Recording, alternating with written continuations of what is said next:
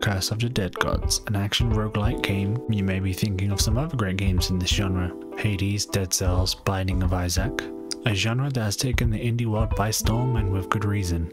This game, developed by Passtech Studios and published by Focus Home Interactive, Passtech being a French studio with a few games under their belt, with a team of industry professionals and a mandate that states every detail counts. I think they may have just hit gold, but for right now, let's get into the review.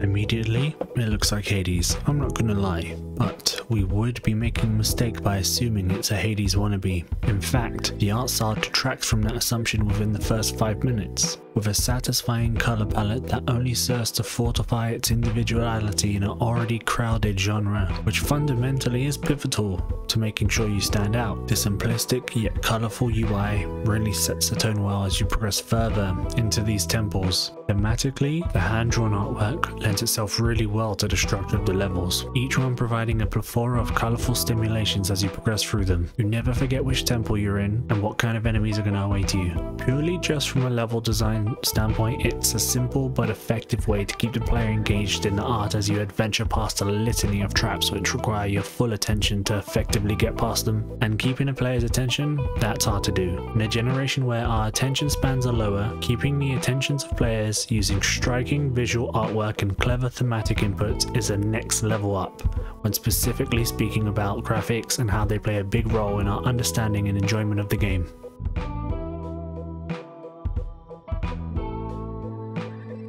Gameplay. Another way this game stands out from the pack is by means of its special corruption mechanic. It works like this.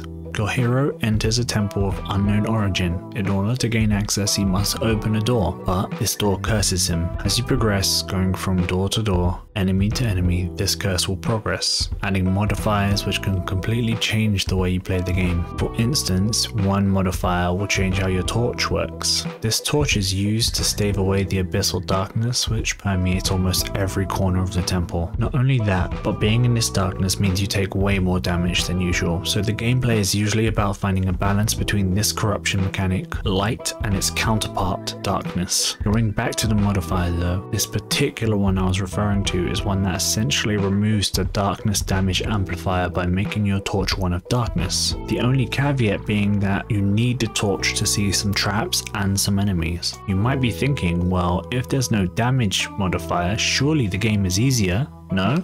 Well, not necessarily. So the game will become a death of 1000 cuts. In the later temples where they are larger and have much tougher enemies and bosses, the corruption mechanic becomes a huge factor in the longevity of your playthrough. I'm immensely fond of games that have fail states. They provide a tangible and palpable feeling of dread and excitement when progressing, as if there was a looming guillotine floating above your head every step of the way. You'll quickly find that you need to use your brain more frequently than other roguelites.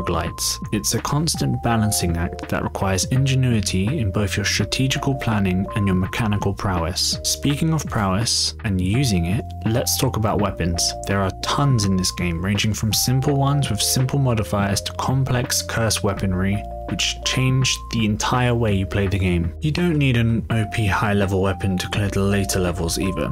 You just need the right combination of modifiers. And that being said, you have a few forms of currency to help you in that regard. You have crystal skulls, jade rings, divine favors, and gold. Skulls are used for upgrading your starting point and providing more weapons and options and unlocking new perks to make subsequent runs easier. You then have divine favors, which essentially allow you to re-roll modifiers known as relics. If you've ever played a roguelite, you know exactly what I'm talking about. Next you have rings, which make the runs easier by unlocking more temple weapons, and then those weapons can then be looked at your home base, and you can then kind of plan your runs knowing what weapons you want to look for. Even in my playthrough, which is 30 hours plus right now, I haven't found all of them, so there's still many more to go. In combination with perks and weapons, you can create some truly astonishing and powerful builds which allow you to shred things in seconds.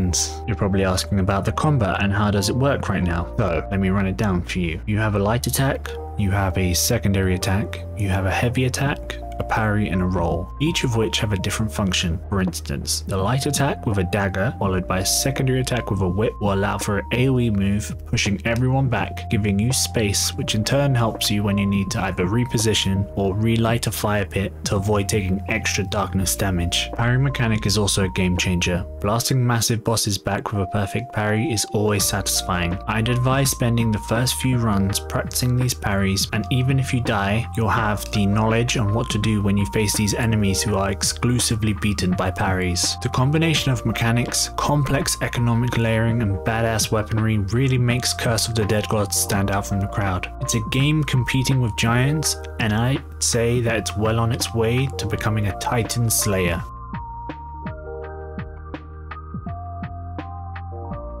Writing and story. Well, there isn't much admittedly, but you play as an unnamed adventurer who happens to stumble upon a temple, and you're trying to escape, stuck in an endless life and death cycle until you can get through death itself. This is probably the weakest area of the game for me, but I don't think the story is what the game was going for, so it'd be unfair to compare it to others in that respect. In games like this, it's all about the feeling of the narrative that you create for yourself, as you'll be creating these from your own adventures through the monsters that are shown and the bosses that you'll clash with. Every battle and interaction will act as your stage as you attempt to escape and plunder all the temple's riches. My advice when you go through the levels is pay attention to the items and the environment. They often tell a really good story, and as you go further in, you find that the darkness and abyss becomes more complicated and that there is actually history there.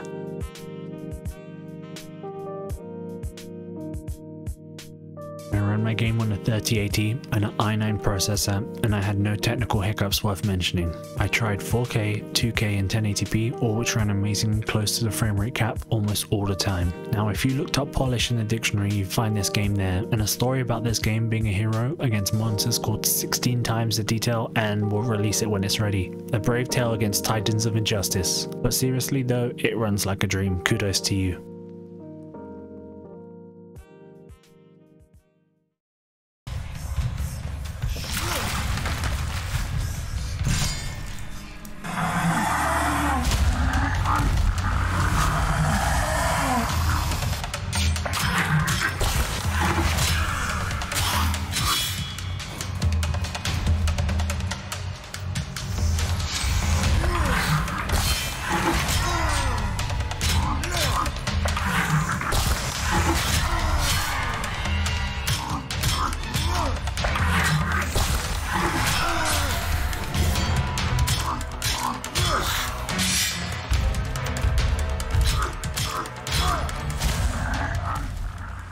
Sounds. Punchy is what I think of when I play this game. The audio does a great job in amplifying the feeling of dread as you progress from room to room, playing tribal drums in the heat of battle, quickening the tempo of your actions and the cadence of your fighting, flowing from one enemy to the next. The drums persist in a melodic fashion as you immerse yourself deep in the heart of the temple's vibes, at least until you get hit and a sharp synth plays, reminding you that you are in fact in a temple filled with dangers and perilous foes.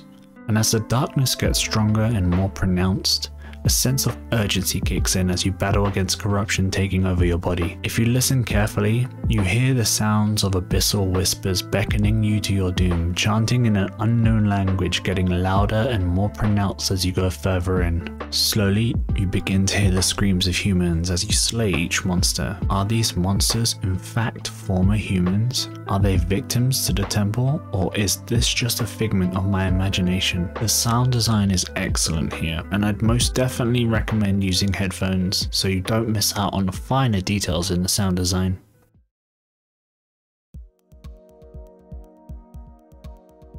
Hey guys, thanks for watching. I hope you enjoyed it. I enjoyed making it as always, but this one in particular was amazing. As a fan of roguelites, I can't recommend this enough. This is a masterpiece. Passtech Games should be really proud of their achievement here. To be a part of a crowd among Hades, Binding of Isaac, Dead Cells, that's a really difficult thing to do, so thank you to you guys over in France for bringing us this wonderful game. If you guys want to buy this game, it's on PC, Xbox One, PlayStation 4, Nintendo Switch. I'm going to go ahead and give this a green light, and for those of you who don't know what that means, in the next slide I'll provide that information so you can use it for future reference. This is definitely a go ahead and buy, guys. You're going to have so much fun on it. And for those of you who have been sticking with the channel, thanks so much for the support. It means the world. Thanks again for watching. And if you do like the content, feel free to subscribe and like. It would really help, as smaller channels have a bit of a harder time growing. We're going to have a busy few months. There's going to be lots of games coming up and I'm excited to review them all. So once again, thank you for watching and I'll see you on the next breakdown. See ya.